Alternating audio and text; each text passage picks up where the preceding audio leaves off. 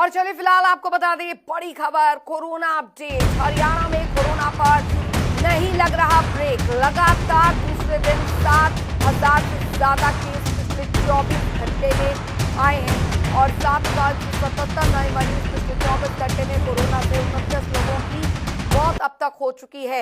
हरियाणा में भी स्थिति जो है वो बद से बदतर होती जा रही है। गुरुग्राम जो कि अब एक बार फिर से कोरोना का हब बन चुका है, यानी सबसे ज्यादा मामले जो है पूरे प्रदेश में वो गुरुग्राम में सामने आ रहे हैं। उसके बाद फरीदाबाद और करनाल में भी आपको बता दें कि लगातार मामले जो हैं वो बढ़ रहे हैं। इस स्थिति में अब और भी ज्यादा जो स्थिति है वो बेहद बेहद बेहद गंभीर होती जा रही है। तो कुल मिलाकर कोरोना की स्थिति यहाँ पर ये बनी हुई है कि लगातार मामले पूरे देश में बढ़ रहे हैं। हरियाणा की बात की जाए क्योंकि अभी वहाँ पर सिर्फ नाइट कर्फ्यू लगाया गया है, किसी तरीके का वीकेंड लॉकडाउन या इस स्थिति में अभी हरियाणा में नहीं की गई है पाबंदियाँ, लेकिन लगातार मामले बढ़ रहे हैं। लोगों को भी सोचना होगा कि अगर स्थिति ऐसी ही बनी रही तो आगे और भी ज़्यादा मामला जो है वो खराब हो सकता है। बता दें आपको कि लगातार मामले जो हैं वो बढ़ रहे हैं। हरियाणा की अगर बात की जाए तो यहाँ पर की स्थिति जो है वो जस्ट की तस्त बनी हुई है। तो बता दें आपको रिकवरी रेट में ज़्यादा अब तक सुधार नहीं है हरियाणा में भी।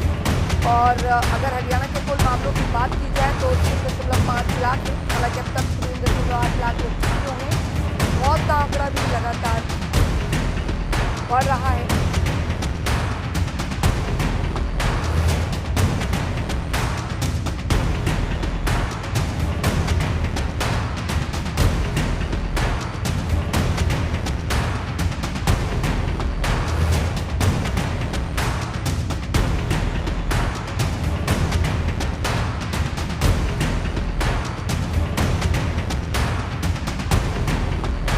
और इस दिशा में लगातार मामले सामने आ रहे हैं। वही स्वास्थ्य मंत्री अनिल विज की अध्यक्षता में सरकार ने 17 सदस्यीय राज्य स्तरीय समिति गठित की है और शनिवार को गठित ये समिति की गई है, जिसमें मुख्य सचिव और अन्य उच्च अधिकारियों को शामिल किया गया है। मुख्य सचिव ने समिति गठन के आदेश जारी कर दिए हैं। पूजा शर्मा फरीदाबाद से हमारे साथ जुड़ गई हैं और साथ ही नीरज वशिष्ठ हमारे साथ गुरुग्राम से जुड़ गए हैं। गुरुग्राम बात यहाँ पर की जाए क्योंकि पिछले साल की यहाँ पर स्थिति बहुत ज्यादा बद से बदतर थी और कई कंटोनमेंट जोन्स बनाए गए थे, सख्ती बहुत ज्यादा बढ़ा दी गई थी। लेकिन नीरज, इस बार ऐसा होता नहीं दिख रहा है, जबकि पिछली बार से ज्यादा मामले आ रहे हैं गुरुग्राम में एक बार फिर। अंजलि, कंटेनमेंट जोन की अगर मैं संख्या की बात करूं तो हर रोज इनको रिवाइज किया जा रहा है और कंटेनमेंट भी बढ़ती जा रही है। जैसे हमने देखा कि पूरे इलाके को बैरिकेडिंग कर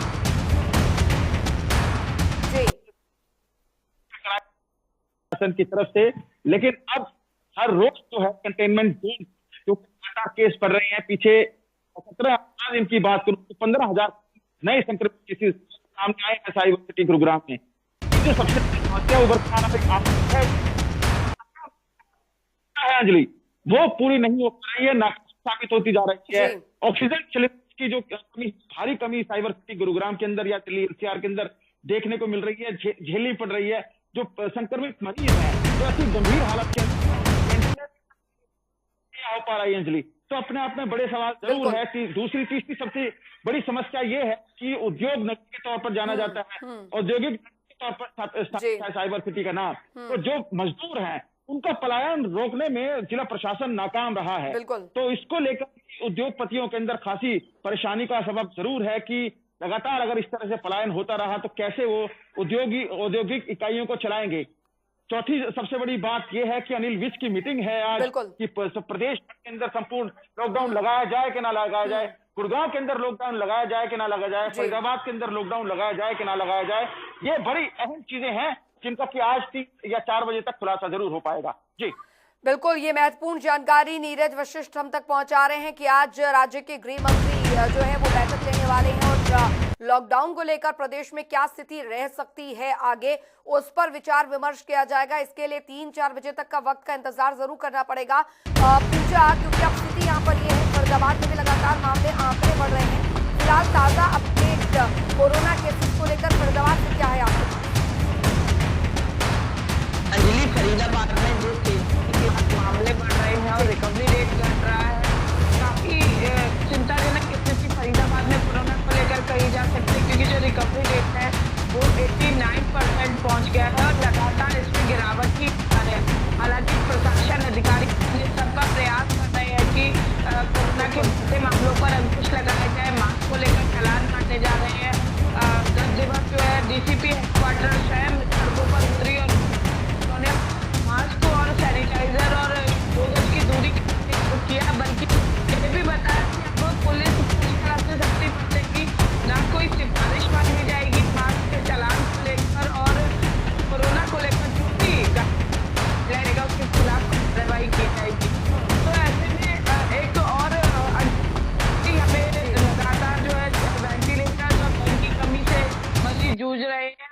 गत दिवस 2 लोगों की वेंटिलेटर के अभाव में जिन्होंने कोरोना मरीज थे और दम तोड़ दिया।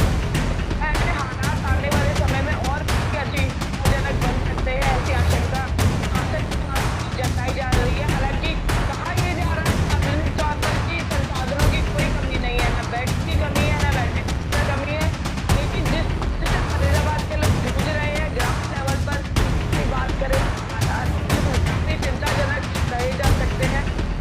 जो वैक्सीनेशन की थोड़ी धीमी होती है, जो टीका था उसकी कमी से स्वास्थ्य विभाग रहा है, तो आने वाले समय में परेशानियां और भी लोगों के लिए बढ़ सकती है यदि उन्होंने एहतियात नहीं बरती। बिल्कुल, जाहिर तौर पर एहतियात बरतना बहुत जरूरी है। करनाल से संवाददाता कमलजीत भी हमारे साथ इस बीच जुड़ गए हैं।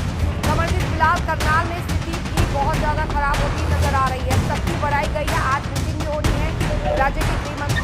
लॉकडाउन की स्थिति, आगे की स्थिति को लेकर प्रशासन किसी भी स्थिति से निपटने के लिए कितना तैयार है करनाल?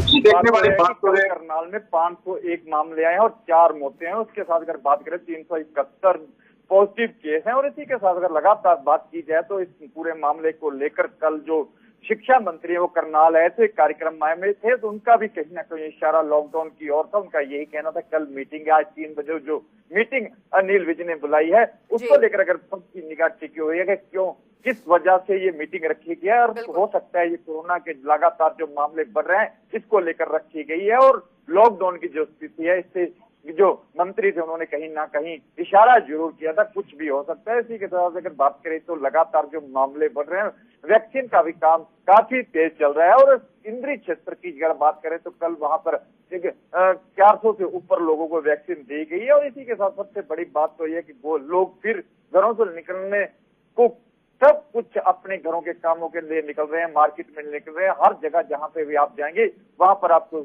अमूमन ऐसी स्थिति मिलेगी। इसी के साथ अगर बात करें तो पोस्ट एरिया में ज्यादा मामले निकलकर सामने है। जैसे सेक्टर 7 की बात करें, 8 की, 13 की, वहां से काफी मामले बाहर आ रहे हैं। और इसके साथ साथ सबसे बड़ी बात है कि कल्पना चावला मेडिकल कॉलेज में जो अलग से बेड बनाने की बात गई थी, फिलहाल वो पूरी तरह कंप्लीट नहीं है, लेकिन इतना जरूर है कि 150 के ऊपर वहां पर वेंटिलेटर हैं और तमाम सुविधा की जो वहां के डायरेक्टर हैं वो बात कर रहे हैं। और देखना ये होगा कि जैसे जैसे स्थिति बिगड़ती जा रही है इसको लेकर प्रशासन कितना और सख्त होगा। सख्त होने की जरूरत है। लोग घरों से निकल रहे हैं, कोई भी मास्क लगाने को तैयार नहीं। लोग कहीं ना कहीं अगर बात करें तो भाजपा की जो कल करनाल और कुरुक्षेत्र में जो कार्यक्रम हुए उसको लेकर जरूर जब हमने कल बात की तो उन्होंने जरूर सवाल किए खड़े करे थे कि कहाँ है कोरोना। अब ये जो अपने कार्यक्रम कर रहे हैं राजनीतिक, तमाम राजनीतिक दल अपना कार्यक्रम करें, वहां कोरोना नहीं होता। जब कोरोना होता है आम लोगों को होता है, आम लोगों को परेशान किया जा रहा है, मास्क के चलान काटे जा रहे हैं। इसके साथ अगर बात करें तो ग्रामीण क्षेत्र में गेहूं का जो सीजन है वो चल रहा है। और इसी के साथ बावजूद भी ग्रामीण क्षेत्र से कम मामले सामने आ रहे हैं, शहरी क्षेत्र से ज्यादा मामले सामने आ रहे हैं। उसी के साथ सबसे बड़ी बात है कि जो मजदूर हैं उत्तर प्रदेश या बिहार के, वो जरूर पलायन कर रहे हैं। वो अपने स्तर पर जो कोई भी किसी को जैसा भी वाहन मिलता है, बस मिलती है तो अलग बात है, नहीं तो अपने जो 4 व्हीलर्स हैं ट्रक करके अपने प्रदेश को वापस जा रहे हैं। कहीं ना कहीं जो कल की आज की जो मीटिंग है, मीटिंग की सबकी निगाह जरूर टिकी हुई है। और देखना ये होगा कि प्रदेश में लॉकडाउन अलग जाहिर तौर पर आगे क्या स्थिति रहने वाली है इसको लेकर आज जरूर चर्चा जो है इस मीटिंग में होगी। और नीरज, जिस मीटिंग का आप जिक्र कर रहे हैं, क्योंकि शनिवार को ही स्वास्थ्य मंत्री की अध्यक्षता में 17 सदस्यीय राज्य स्तरीय कमेटी का एक गठन हुआ था, उसकी अध्यक्षता जो है वो स्वास्थ्य मंत्री अनिल विज कर रहे हैं। जाहिर तौर पर मुख्यमंत्री के डायरेक्ट कांटेक्ट में ये समिति है, अपनी रिपोर्ट भी पल पल दर की रिपोर्ट जो है वो मुख्यमंत्री तक पहुंचाई जा रही है, जिसकी पहली बैठक इस समिति की आज होने जा रही है 3 बजे।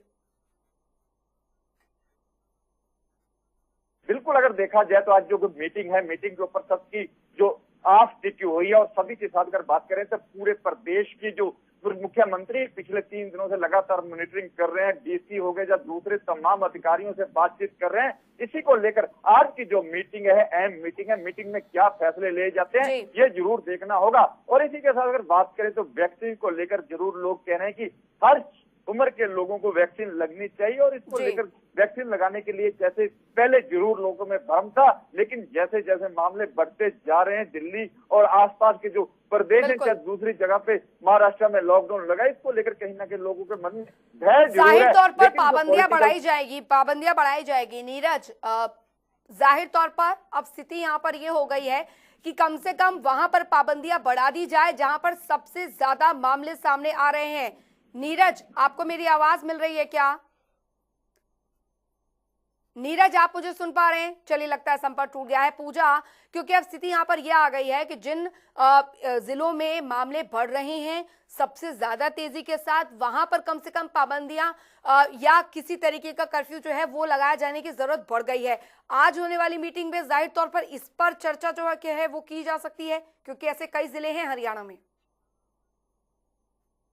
बिल्कुल अंजलि, देखिए ये बिल्कुल सेम सिचुएशन वर्ष 2020 में थी, जब कुछ हरियाणा के जिले ऐसे थे जहां पर कोरोना के मामले काफी बड़े हुए थे और उन्हें जोन में शुमार किया गया था, क्योंकि वो कोरोना को लेकर हॉटस्पॉट बने हुए थे और वहां सख्ती जो थी वो अन्य जिलों से ज्यादा थी। चाहे लॉकडाउन की बात करें या फिर अन्य जो हिदायतें थी, वो यहाँ पर फरीदाबाद, गुड़गांव, कई ऐसे जिले थे जहां पर कोरोना के बढ़ते मामलों को लेकर अन्य जिलों के मुकाबले ज्यादा प्रशासन जो है सख्त नजर आया था। और यही स्थिति यदि लॉकडाउन होता है या फिर कोई और सख्त निर्णय सरकार लेती है तो उन जिलों पर देखी जा सकती है। उन जिलों को जहाँ पर कोरोना के मामले बहुत तेजी से बढ़ रहे हैं, वहां पर आवागमन को रिस्ट्रिक्टेड किया जा सकता है, क्योंकि सरकार नहीं चाहती है कि जिन जिलों में कोरोना बढ़ रहा है उन जिलों की वजह अन्य जिलों में कोरोना संक्रमण की रफ्तार बढ़े। तो ऐसे में कहा जा सकता है कि जिस तरह से दिल्ली में माहौल चल रहा है, तो हरियाणा में भी अब सरकार बिल्कुल। और ये जो पहली बैठक है, इस बैठक में कई अहम निर्णय लिए जा सकते हैं। सभी की निगाहें टिकी हुई है, लेकिन लोगों को ये समझना होगा कि अगर सरकार कोई सख्त निर्णय लेती है तो उनकी से को ध्यान में लेकर लेगी, क्योंकि संसाधन बहुत ज्यादा नहीं है। हालांकि दावे किए जा रहे हैं, लेकिन जिस तेजी से संक्रमण बढ़ रहा है, जितनी आबादी जिले की है, उसके हिसाब से, उसके अनुपात में अगर देखें तो संसाधन बिल्कुल मुट्ठी भर है। तो ऐसे में खुद एहतियात करने की जरूरत है। सरकार जो गाइडलाइन जारी करे उनका पालन करने की जरूरत है। लोगों की सेहत अब उनके हाथ में है, ये उन्हें सुनिश्चित करना होगा। नहीं तो आने वाले समय में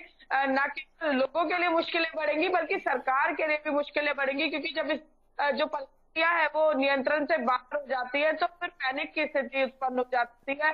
सरकार नहीं चाहती है कि भाई 2020 की तरह किसी तरह का पैनिक लोगों में हो, इसलिए एहतियातन कदम उठाए जा रहे हैं और ऐसे में उनका सहयोग करना चाहिए। मास्क, सैनिटाइजर, सोशल डिस्टेंसिंग, ये बेसिक 3 चीजें हैं जिनको अपनाकर लोग जो है कोरोना से काफी हद तक संक्रमण से बच सकते हैं। जाहिर तौर पर लोगों की समझदारी लोगों को इस महामारी से बचा सकती है, इस महामारी से बचा सकती है। कमरजीत, क्योंकि अब स्वास्थ्य सेवाओं की अगर बात की जाए, क्योंकि इतना ज्यादा लोड बढ़ चुका है, इतने मरीज बढ़ गए हैं कि स्वास्थ्य सेवाओं पर भी इसका असर पड़ रहा है। करनाल में कैसी व्यवस्था है? आईसीयू बेड्स की कितनी यहाँ पर संख्या बताई जा रही है, ताकि जो मरीज हैं उन्हें भटकना ना पड़े, या कोई ऐसे जो हेल्पलाइन नंबर्स हैं वो जारी किए गए हैं प्रशासन से कि कम से कम एंड मूवमेंट पर भटकना ना पड़े, या एम्बुलेंस की व्यवस्था ना हो पा रही हो? अंजलि, देखा जाए तो सबसे बड़ी बात तो ये है कि जब फिलहाल तो जो करनाल प्रशासन है, करनाल के तमाम स्वास्थ्य अधिकारियों से जो मीटिंग हुई है, उनका यही कहना है कि में 150 के करीब जो बेड है, उसके साथ अगर बात की जाए तो 200 बेड और लगाने की बात की जा रही है। नागरिक अस्पताल में ही इसको लेकर, कोरोना को लेकर काफी इंतजाम की जो बात कही जा रही है, उसके साथ अगर बात की जाए तो तमाम जो दूसरे प्राइवेट हॉस्पिटल थे उनमें से भी कई हॉस्पिटलों को कोरोना को लेकर बातचीत की गई है और उनमें भी जो मरीज जा रहे हैं। और ऑक्सीजन की बात की जाए तो ऑक्सीजन को लेकर भी काफी इंतजाम करने की बात की जा रही है। लेकिन करनाल से एक बात जरूर निकल के आई थी कि इंजेक्शन को लेकर मारामारी जरूर थी और जो इंजेक्शन ब्लैक में मिल रहे थे उसको लेकर कल कहीं ना कहीं स्वास्थ्य विभाग ने कई जगह पर जो छापेमारी की खबरें आई थी वो जरूर सामने आई थी। लेकिन सबसे बड़ी बात तो है कि इस पूरे कोरोना के जो लगातार जो मामले बढ़ रहे हैं, सबसे ज्यादा करनाल, गुड़गांव और फरीदाबाद में मामले बढ़ रहे हैं। दूसरे प्रदेश के जो दूसरे हिस्से वहां कम मामले आ रहे हैं। इसको लेकर प्रशासन की तमाम जो मीटिंगें हैं मुख्यमंत्री भी ले रहे हैं। लेकिन कहीं ना कहीं अगर देखा जाए, जब खुद हम इस चीज को फॉलो करेंगे कोविड के जो नेम है उसको नेम मानेंगे तो इसको लेकर कहीं ना कहीं जरूर स्थिति बिगड़ती नजर आ रही है। स्वास्थ्य विभाग जरूर कहे कंटेनमेंट जोन की बात की जाए, जहाँ दूसरी तमाम सुविधा की बात की जाए। इसके साथ अगर बात करें तो अंजनथली में भी अलग से जो पहले कोविड सेंटर था उसको भी तैयार करने की प्रक्रिया शुरू कर दी गई है, और जो वहाँ कुंजपुरा में सैनिक स्कूल था वहां भी, और तमाम जहां पर जरूरत है वहां पर सभी की सभी तैयारियों की बात कही जा रही है। देखना अब ये होगा कि ग्राउंड जीरो पर कितनी ऐसी सुविधा मिलती है। फिलहाल जो आंकड़ा है मौतों का भी आंकड़ा काफी बढ़ता जा रहा है, और 501 मामले सामने आना एक अपनी आप बड़ी बात है। और उसके साथ अगर बात करें तो पिछले दिनों 58% जो रिकवरी रेट था वो 85% पर पहुंच गया है। ये भी एक बड़ा कारण है। इसी को लेकर अगर बात की तो लगातार मामले बढ़ बिल्कुल जाहिर तौर पर स्थिति बहुत ज्यादा खराब हो चली है। बहुत बहुत शुक्रिया कमरजीत आपका, पूजा शर्मा आपका और नीरज वशिष्ठ आपका इस तमाम जानकारी, इस तमाम चर्चा के लिए। तो हरियाणा में भी स्थिति बहुत ज्यादा खराब है, खासकर गुरुग्राम की बात की जाए। ऐसे में आप लोगों को यही ध्यान में रखना है कि सैनिटाइजेशन प्रॉपर करें, मास्क भी लगा कर रखिए, क्योंकि कोरोना जो कि अब और खतरनाक रूप ले चुका है और बहुत तेजी के साथ फैल रहा है, इसलिए जरूरी है कि मास्क आप जरूर पहन के रखिए और ज्यादा जरूरी हो तभी आप सार्वजनिक स्थानों पर जाएं।